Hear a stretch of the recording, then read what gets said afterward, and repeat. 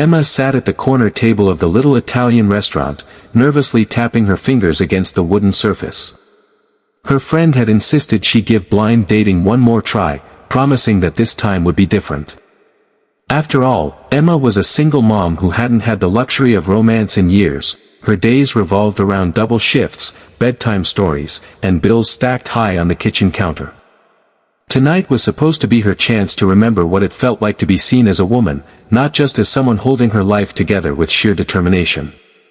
But as the minutes passed, and her date grew increasingly rude and dismissive, criticizing the food, talking endlessly about himself, and glancing at his phone every few seconds, her hope began to wither.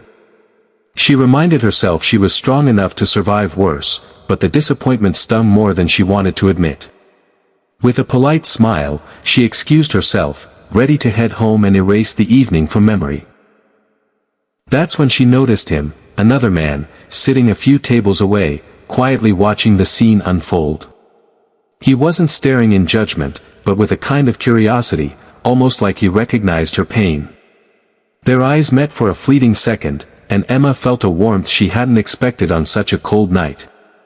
She didn't know it yet, but the story of her life was about to take an extraordinary turn, one that began not with romance or roses, but with a small, human moment of kindness. The man's name was Daniel, though Emma wouldn't learn that until later. All she knew in that moment was that he stood up, walked past her table, and, without intruding, gently offered, "You don't deserve to sit through that." His voice carried no pity, only a quiet respect that startled her. Emma, caught off guard, gave a nervous laugh. "Well, blind dates aren't always kind," she replied, trying to make light of it. Daniel tilted his head, his expression thoughtful, before saying, "Sometimes the wrong door has to close so the right one can open." She blinked at him, unsure whether to be comforted or suspicious of such strange timing. But then, noticing her weary eyes, he did something unexpected. He asked if she wanted company, not as a replacement for the failed date, but as two strangers sharing a meal so neither had to sit alone. Emma hesitated, her instinct telling her to keep her guard up. Yet something about Daniel's sincerity felt different. He wasn't pushing, wasn't performing, he simply seemed to care that her evening hadn't ended in sadness. Against her usual caution, she agreed. They sat together, ordering coffee and talking about everything but romance, about favorite books, about their struggles, about the little victories that made life bearable. Emma found herself laughing more than she had in years, her stress softening with every word exchanged. For the first time, she realized she wasn't just surviving, she was connecting. And Daniel, who seemed like any ordinary man in a navy shirt, was silently holding back a truth that would change everything. He wasn't ordinary at all. As the night unfolded, Emma couldn't shake the feeling that Daniel was different from anyone she had ever met. He listened with a rare kind of attentiveness, as if every word she spoke mattered. When she told him about working double shifts at the diner, about fixing leaky faucets herself, about the quiet pride she felt when her little boy brought home a drawing from school, Daniel's eyes softened, not with pity, but admiration. Most men she had met before grew distant when they heard about her struggles, but Daniel leaned closer, asking questions that showed genuine interest. Still, something about him seemed carefully guarded. He wore an expensive watch, but didn't flaunt it. His words carried wisdom, but he never spoke about himself in detail. When she teased him about being mysterious, he chuckled and deflected, "Maybe I just like hearing other people's stories." What Emma didn't know was that Daniel was the CEO of a major company in the city, a man whose days were filled with board meetings, stock reports, and decisions that impacted hundreds of lives. Wealth and power had surrounded him for years, but with it came a loneliness money couldn't touch. Tonight, though, he wasn't a CEO, he was simply Daniel, a man who craved authenticity. As they laughed over dessert, Emma glanced at him and thought how strange it was that a ruined blind date had led her to someone who made her feel more seen than anyone in years. She didn't need to know who he was in the world.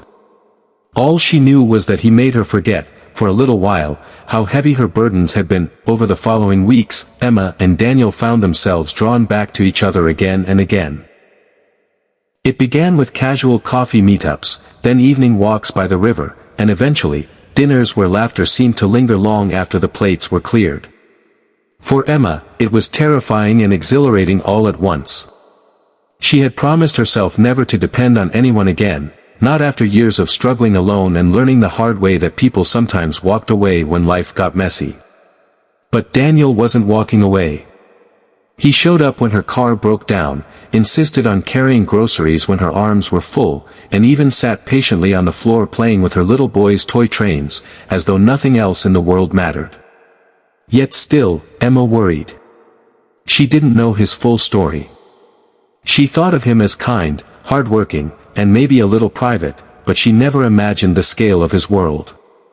For Daniel, each day with Emma cracked open something in his heart he thought had been sealed forever. Her resilience humbled him, her laughter reminded him of joy stripped of pretense, and her love for her son revealed a depth of strength he had long admired but never experienced firsthand. He wanted to tell her who he was, the CEO with wealth, power, and influence, but fear kept him silent. He didn't want Emma to look at him differently, to see the man who signed checks instead of the man who cherished her smile. And so, he waited, quietly hoping that when the truth finally surfaced, it wouldn't shatter the fragile, beautiful bond growing between them. The truth came out on a rainy Friday evening, not with fanfare but by accident. Emma had agreed to meet Daniel near his office for dinner, and when she arrived early, she was stunned to see him step out of a sleek black car, greeted respectfully by men in suits. For a moment, she thought there must be some mistake, until Daniel spotted her and froze, guilt flickering across his face. "Emma," he began, his voice softer than the storm around them, "I should have told you sooner." Confused, she followed him inside the tall glass building, where his name was etched in silver on the wall, Daniel Whitaker, CEO. Emma's heart sank. Memories of every arrogant businessman who had treated her like she was invisible came rushing back. "So all this time, you've been lying to me?" she whispered. Daniel shook his head desperately. "Not lying, just afraid. Afraid you'd only see the company, the money, the title. With you, I wanted to be just Daniel. The man who listens, the man who cares about you and your son." Emma's hands trembled. She had grown used to disappointment, to men who promised one thing and delivered another. Yet as she looked into his eyes, she didn't see power or wealth. She saw the same man who had rescued her from a terrible date, the man who had knelt on the floor to build toy train tracks with her child.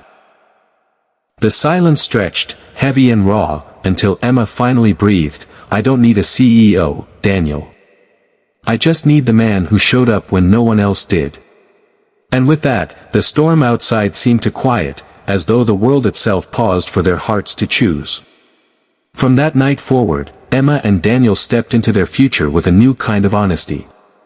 The walls that had once kept them apart crumbled, replaced by trust carefully built with each shared moment. Daniel made it clear he didn't want to rescue Emma, he wanted to walk beside her. He admired her independence and the fierce ways she protected her son, and instead of trying to ease her struggles with wealth alone, he offered something rarer: consistency, patience, and unconditional care. For Emma, opening her heart again wasn't easy, but Daniel proved himself not with grand gestures, but with the small ones. The handwritten notes tucked into her apron pocket before work, the Saturday morning spent at the park cheering for her son, the way he listened even when her words came out in frustration after a long day. Slowly, Emma realized that love didn't always arrive wrapped in roses or fancy promises. Sometimes, it came disguised as a bad blind date that led to a seat at the right table, at the right time, with the right person. Their story became less about titles and circumstances, and more about two people who chose kindness, vulnerability, and love in a world that often forgot their power. Years later, when friends asked Emma how it all began, she would smile and reply, "From a night that should have ended in disappointment, to a love story I never dreamed possible." And those words, spoken softly yet full of truth, were a reminder to everyone who heard them. Sometimes, the most beautiful chapters of life begin with the pages we almost give up on.